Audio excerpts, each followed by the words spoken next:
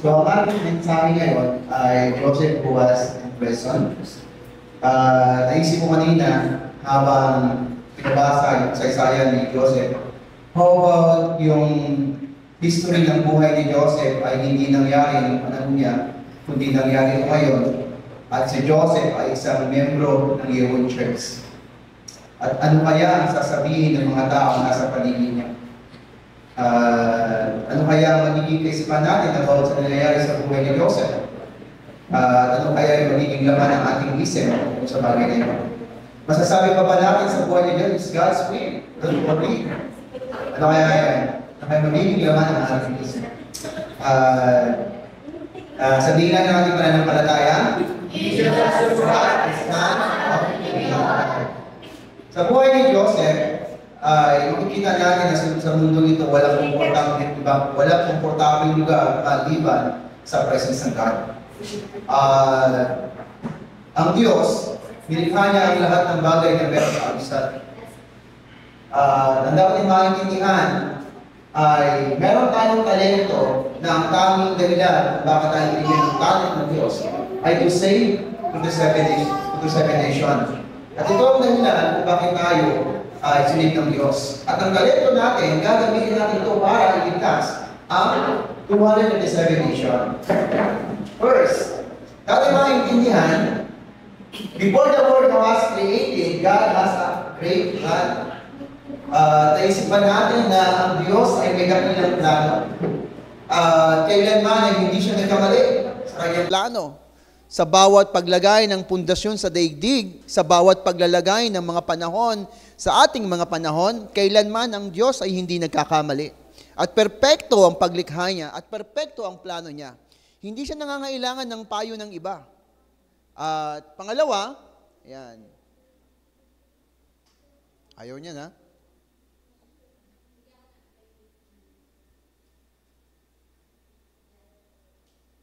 Yan. Pangalawa, meron tayong amazing talent. At alam nyo ba, makikita natin sa buhay ni Joseph, ang pinakamahirap na situation sa buhay niya. Dahil sabi ko nga kanina, kung si Joseph ay naging ating member, at makikita natin, okay lang, na makita mo na kinainggitan siya ng kapatid niya at ibenta niya, maaawa tayo, pag-pray natin siya. Pero how about dun sa situation, na siya ay nasa kulungan at pinaparatangan na siya ay rapist. Sabi pa natin, oh, God's plan, don't worry. Okay lang yan. Naniniwala ako na hindi mo ginawa yan.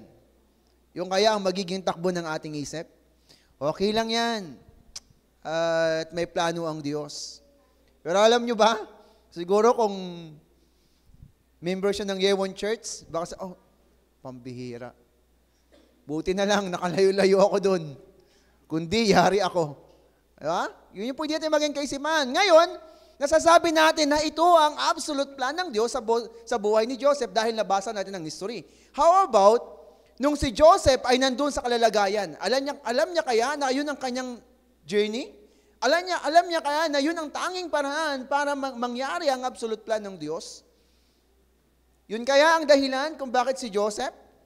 Alam, meron tayong talent, na yung talent natin iba-iba. Yung talent natin, pwede itong mag-save ng 237 nation. At pinagkalooban tayo ng talent na iba sa talent ng katabi mo. Yung talent ko, hindi nyo talent. Kasi pag tinalent nyo yung talent ko, delikado kayo. So, yung talent, mayroon tayong iba't ibang talent. Kakaiba yung talent natin. Pag nawala ka, wala nang ibang talent na ganun. So, ibig sabihin, yung talent na yan, nakadesenyo niya, sa'yo lang talaga. Hindi mo siya pwedeng ibigay sa katabi mo kasi pag yung katabi mo may talent na ganyan, baka mamatay. Baka hindi niya kayanin. At ito ang amazing talent na ibinigay ng Diyos sa atin. At alam niyo ba ang talent ni Joseph kung ano? Naranasan niya yung talent niya, na-discover niya ang talent niya base sa mga pangyayari sa kanyang buhay. At ang talent niya, nagawa itong isave ang 237 nation. Imagine niyo, based sa talent ni Joseph, mula doon sa kulungan, mula doon sa pagiging alipin, nagawa niyang isave ang 237 nation. At ito ang tunay na enjoyment natin. So kapag naintindihan natin, ang Diyos ay may dakilang plano sa akin, at itong talent ko, ito ang gagamitin ko para ma-reach yung absolute plan ng Diyos sa buhay ko. So, hindi ka magwo-worry dahil alam mo na ang Diyos ay sumasayo. And then, why did Joseph make an effort to clarify the false accusation against him? Bakit hindi? Kung tayo nasa kalagayan niya, natural, marami tayong dahilan, marami tayong katwiran, marami tayong filosofiya sa buhay, para lang ma-justify yung ating sarili. Pero bakit hindi siya nagdahilan? Bakit hindi niya sinabi yung kanyang side? Bakit nanatili siyang tahimik? Anong dahilan? Dahil alam niya ang Emmanuel blessing. Lahat ng bagay na nangyayari sa anak ng Diyos, dapat alam natin na ang Diyos ay kasama natin. Walang lingid sa Diyos, walang lihim sa Diyos, kaya hindi mo na kailangan pang sabihin kung ano yung side mo. Alam ito ng Diyos. Kahit na yung pagiging mabagabag ng iyong puso, pag-aalala sa mga bagay-bagay, alam ng Diyos sa mga bagay na to. Ibig sabihin, lahat na nangyayari sa buhay natin, alam ng Diyos. Do you think walang ginagawa ang Diyos? Sa tingin natin, nung si Joseph ba ay kinulong, wala bang ginawa ang Diyos? Nanatili ba siyang tahimik? May mga pagkakataon, dumadaan tayo sa suffering, parang pakiramdam natin, bakit tahimik ang Diyos? Bakit hindi niya ako pinagtatanggol? Bakit parang wala siyang ginagawa? Ba't alam niyo ba sa buhay ni Joseph, naintindihan niya, God's Emmanuel. Anong sabi diyan? Sa scripture natin, the Lord was with him. Kahit siya'y nasa kulungan, kasama niya yung Diyos. Alam niyo ba kung gaano kasarap sa kulungan? Ang ikulong ka na wala ka namang kasalanan, mag-iisip ka sa Diyos. Pambihira. Kasama ko pa ba ang Diyos? Ba't hindi niya ako pinagtanggol? Alam niya namang mali ang ginawa sa akin. Ba't hindi niya namagitan? Bakit wala siyang ginawa? Bakit hindi niya pinaulanan ng kidlat yung bahay ni Potiphar? Bakit? Bakit wala siyang ginawa? Bakit inallowed niya? O sometimes, ito ang ating kaisipan. Diba? Pag dumarating tayo sa situation, bakit walang ginagawa ang Diyos? Anak pa ba ako ng Diyos? Ating maintindihan, Emmanuel blessing. Ano man ang situation, kasama mo ang Diyos. At alam niyo ba, kahit saan lumagay si Joseph, siya ay ginagamit ng Diyos. Imagine niyo siya ay napagbintangang kuluno o ripis, pero ginagamit siya ng leader doon sa kulungan. Siya yung namamahala. Ibig sabihin, kahit saan lumuklok si Joseph, pinagpapala siya ng Diyos. Ginagamit siya ng Diyos. At ito ang identity ni Joseph na kahit ang mga unbeliever, nakikita nila na si Joseph ay sinasamahan ng Diyos. Kahit sila nagte-testify patungkol kay Joseph. Imagine ninyo, yung mga taong hindi niniwala sa Diyos, pero nagte-testify sila patungkol sa iyo. Kilala ko siya. Kunyari lang yung pasimpa-simpa niya. Yung minsan yung tinetestify ng mga unbeliever. But si Joseph, imagine niyo, sabi ng mga prisoner, si Joseph. And then, the covenant was imprinted in the time of trouble. Alam niyo ba, nagiging imprinted ang covenant kapag nandun tayo sa suffering? Kapag meron tayong problemang hinaharap, mas nakaklarify, nauunawaan natin, only Jesus is the Christ. Solusyon sa lahat ng problema. Bakit kung hindi ito naging imprinted? Kaya nga, mahalaga yung papel ni Jacob. Bakit? Dahil si Jacob ang nag-testimony about sa God of Israel sa buhay ni Joseph. Kung hindi naririnig ni Joseph sa tatay niya kung ano ang ginagawa ng Diyos ng Israel sa lahi nila, hindi magkakaroon ng imprinted na covenant si Joseph. Sa tingin niyo, ang imprinted, dumating lang ito nung time na nasa kulungan na siya? Hindi. Naririnig niya ang history ng mga Israelite kung paanong tumatrabaho ang Diyos sa buhay nila. Even dun sa tatay niya. Sa pagtakas niya, sa pagharap niya sa mga trouble, alam ito ni Joseph. Kaya naiintindihan niya rin na ang Diyos na gumagawa sa aking mga ninuno, ay siya din gumagawa sa buhay ko. Kaya hindi ko dapat ipag-alala kung ano man ang aking kalalagayan. Wala akong dapat patunayan. Sometimes napakarami nating pinapatunayan sa sarili natin. Even sa mga taong nasa paligid natin. Gusto nating patunayan sa kanila na mas tama tayo. Actually, wala tayong dapat patunayan. Kahit sa pagiging mabuti, wala kang dapat patunayan. Hindi mo dapat patunayan sa ibang tao na mas mabuti kaysa sa kanila. Walang ganun doon. Ibig sabihin, anong dapat magstay? Ang covenant, maging imprinted. And then next, in prison, what happened? How we did it? Ano nangyari? Ano nangyari? Next, stand as a witness in the good news. Kahit anong situation, Madaling maging witness kapag ang buhay natin ay ayon sa gusto natin. How about sa buhay ni Joseph? Nung kinausap niya ang cupbearer, yon. Yung tagapagtimpla ng alak. Kung ako yon, sasabihin ko sa kanya, bakit hindi mo nahulaan kung ano ang kalalagayan mo ngayon? Bakit ako nahulaan mo kung ano ang magiging kalalagayan ko sa araw ng 3 araw, pagkatapos ng 3 araw? Bakit ikaw, hindi mo nahulaan na makukulong ka at pagbibintangan ka, tapos sa'yo pa ako hihingi ng payo? Hindi mo nga malaman kung ano ang future mo? Ito ang magiging kalalagayan ni Joseph. But ito ba ang pinatunayan ni Joseph? Hindi. Yan. Can we read together? Sabi dito, this is what means Joseph to say to him that the three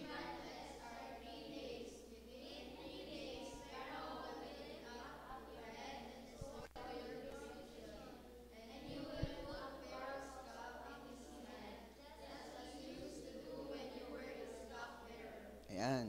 Alam niyo ba maraming tao na kahit hindi na pinapakita sa kanilang physical appearance, pero marami silang pag-aalala sa buhay. Alalang-alala sila sa mga pangyayari sa kanilang buhay. At walang sino mang makapagpaliwanag nito kung ano ang pwede nilang gawin. Katulad ng katulong ng hari. Walang sino mang makapagpaliwanag at ang problemang ito ay pagal na siya. Then, nakita to ni Joseph. Sa time ng kulungan, nasa time siya ng suffering, nakita niya ang taong ito. At sinabi niya, ba't ka malungkot? Obvious ba? Nasa kulungan tayo. Masaya ba ang gantong kalalagayan? Natural, di ba? Pero anong sabi ni Joseph? Pinaliwanag niya kung ano ang binabagabag ng aliping ito. Stand as a witness. Kahit anong situation ng ating buhay, pinili tayo ng Diyos para mag-stand as a witness. Nothing to worry about. Bakit? Sa mundong ito, walang madali. Lahat ng problema, lilipas. Mangyayari, matatapos. Another problem na naman. Yung mga kinausap ko nung Sunday, yung mga kabataan, yung takraw player. Kaya anong ko sila, anong problema ninyo? School. Pagkatapos ng school, ano ng problema ninyo? Makapaghanap ng trabaho. Pagkatapos yung makapaghanap ng trabaho, ano ng problema ninyo? Makatulong sa mga magulang. Pagkatapos nyo makatulong sa mga magulang, ano na ang problema ninyo? Anak. Paano mapag-aaral ang anak? Pagkatapos nyo mapag-aaral ang inyong mga anak, ano na ang problema ninyo? Paano gagaling ang rayuman ninyo? Paano gagaling yung mga arthritis, pananakit ng kasukasuan? Pagkatapos niyan, ano na ang problema? Paano hindi mamatay? Can you imagine? Magmula sa study, trabaho, pamilya, anak, apo, and then ang pinaka-conclusion, paanong hindi mamatay? Yun ang magiging problema. But, as a witness, anong dahilan ng Diyos? Bakit tayo pinili ng Diyos? To testify the good news. Bakit? Maraming taong nangangailangan ng gospel. At hindi nila alam kung ano ang sagot. May mga taong nakikinig. May mga tao namang hindi nakikinig. Pero hindi na mahalaga yon. At least, nag-stand tayo as a witness. May 2 taong tatanggap ng blessing kapag nag-proclaim ka ng gospel. Yung tagapagtinda ng alak, nakatanggap ng blessing. Yung tagagawa ng tinapay, buti pa to, namatay na. Namatay pagkatapos ng 3 araw. Imagine yun, napaka-swerte talaga. And then, continue to give healing. Alam niyo ba, maraming taong nagkukunwari na walang sakit. Pero napakarami na ng sakit. Na-realize ko ngayong taon, ang pinaka-virus, maraming naghahanap ng panibagong asawa. Yun talaga ang pinaka-virus. Alam niyo kung bakit? Meron akong nasakay. Tapos, naghingi sa akin ng payo about dahil sabi niya, wala na daw siyang parang hindi na daw siya belong sa pamilya ng kanyang asawa. Willing ka bang maglaro ng apoy? Sabi ko sa kanya, naka-record pala to, no? Sabi ko sa kanya, matagal na ako nagliliyab. Baka masunog ka. Yan. Sabi niya, hiwalay niya yung kanyang mister dahil nga nonsense na. Sabi ko sa kanya, ano ang garantiya mo na kapag nakahanap ka ng panibagong asawa, makakapag-build ka ng panibagong pamilya? Kung ito ngang pamilya mo, winasak mo, sa darating sa pangalawang pamilya, wawasakin mo din. Walang lalaking perpekto sa mundong ito. At wala ring babaeng perpektong sa mundong ito. Walang garantiya na kapag nakakita tayo ng panibago ay makakapagbigay nga sa atin ng true happiness. Sa mundong ating ginagalawan, napakaraming tao na hindi umaamin na napakarami nilang karamdaman. Mentally, emotionally, physically. Ibig sabihin, kailangan nila ng healing. At bakit tayo tinawag ng Diyos? Anong dahilan? To give healing. Imagine ninyo, yung mga taong ito, yung sinira ni Joseph, sila yung mga taong punong-puno ng problem sa buhay. Hindi nila alam kung paano susolusyonan ng kanilang buhay. Pero, yan, true healing. Dumating ang healing kapag ang gospel ay dumating. Dumating na sila. And then, why did? Yan. Bakit? Sa tingin ninyo. Ano ang reason ng Diyos kung bakit nakalimutan ng tagapagtinda, ng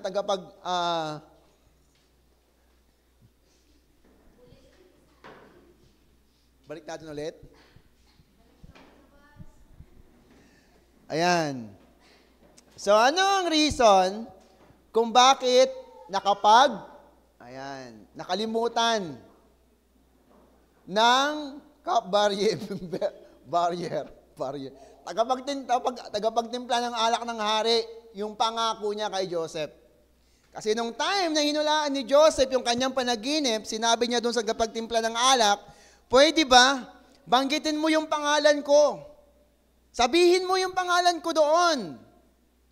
Alam niyo, sa side ni Joseph, hirap na siya. Kasi gusto niya talaga makalaya. Sometimes, gumagawa tayo ng ating time schedule. Yung parang ngayon na.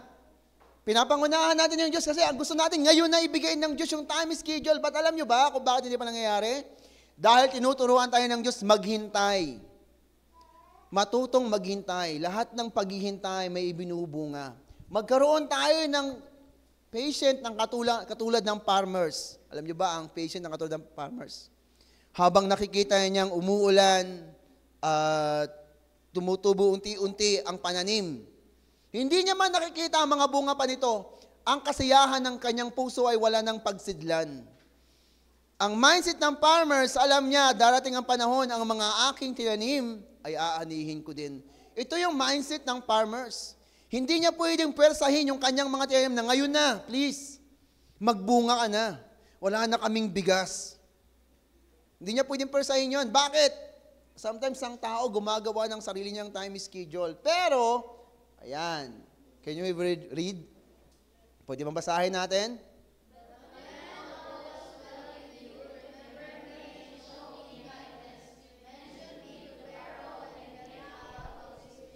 Ayan. Pwedeng sabihin ng prison, nahulaan mo kung kailan ako lalaya, bakit hindi mo hulaan yung sayo? Para hindi ka nagtatanong.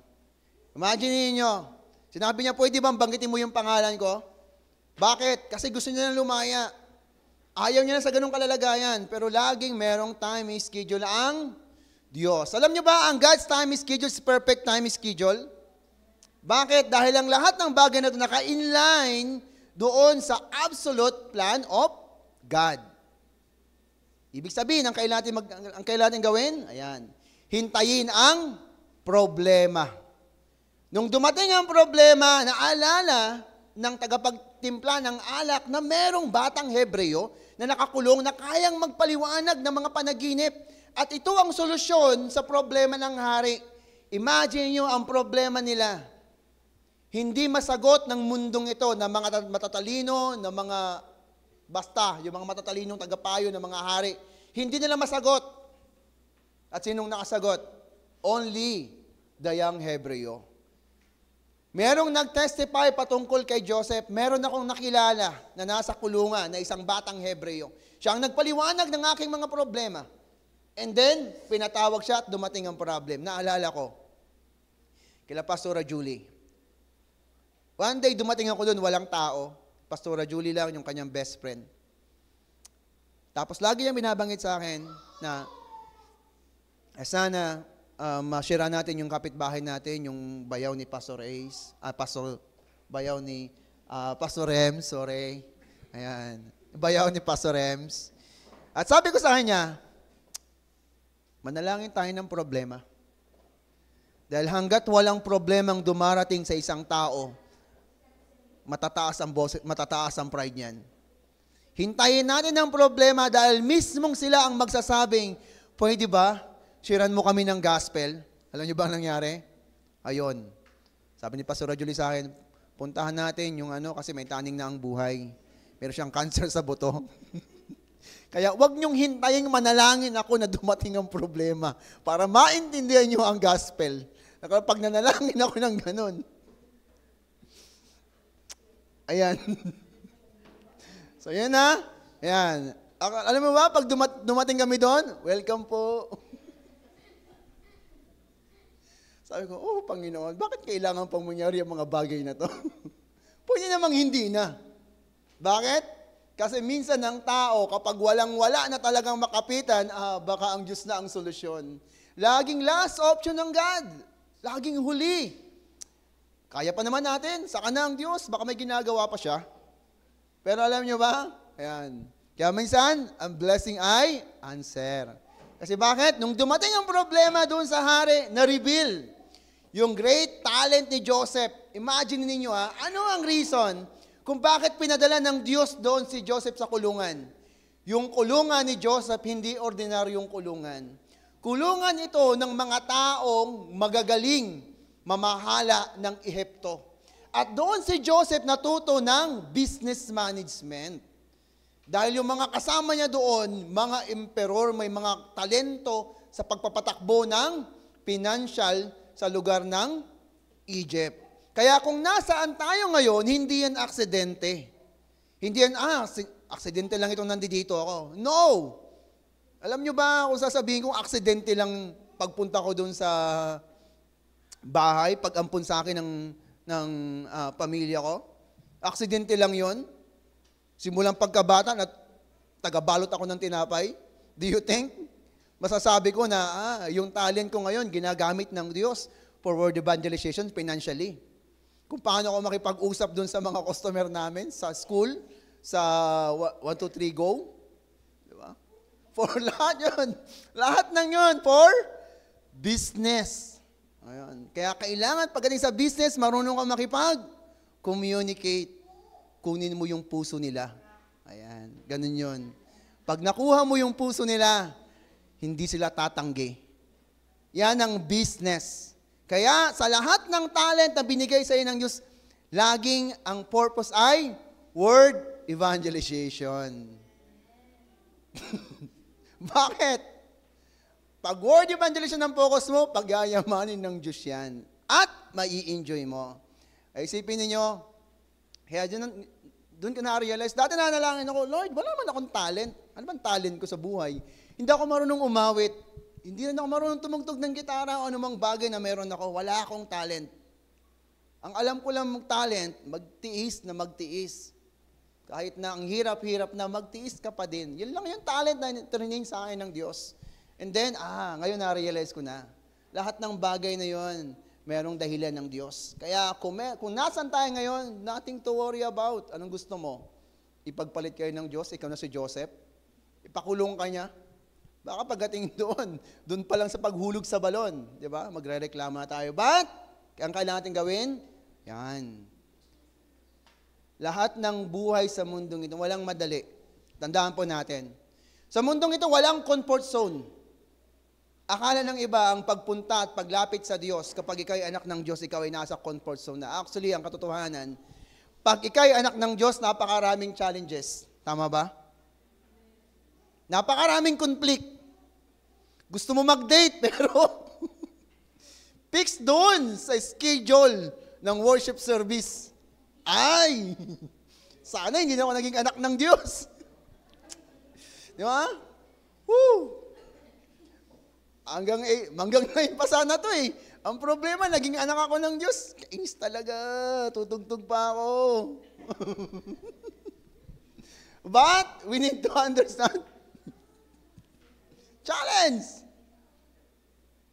Kung mahal mo talaga ako, sasamahan mo kay Jesus. Ganun lang kasimple yun. Kung mahal mo talaga ako, doon tayo sa church mag-date. At least may patnubay ng Diyos.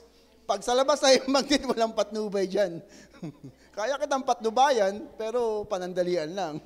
Ayun yun. Kaya, maging matapang sa challenge. No, mahal. Let's go to the church. Ganun. Hindi tayo pwedeng magpalipas na ganun. So yun.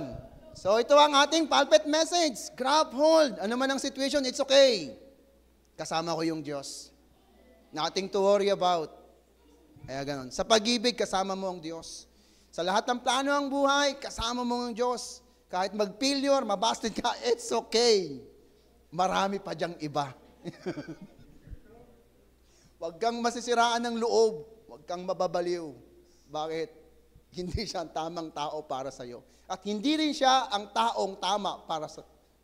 Yan. So let's pray. Tayo manalangin. Heavenly Father, salamat Panginoon. Nawa Lord, katulad ni Joseph, makita po namin sa covenant ang lahat ng mga pangyayari sa buhay namin.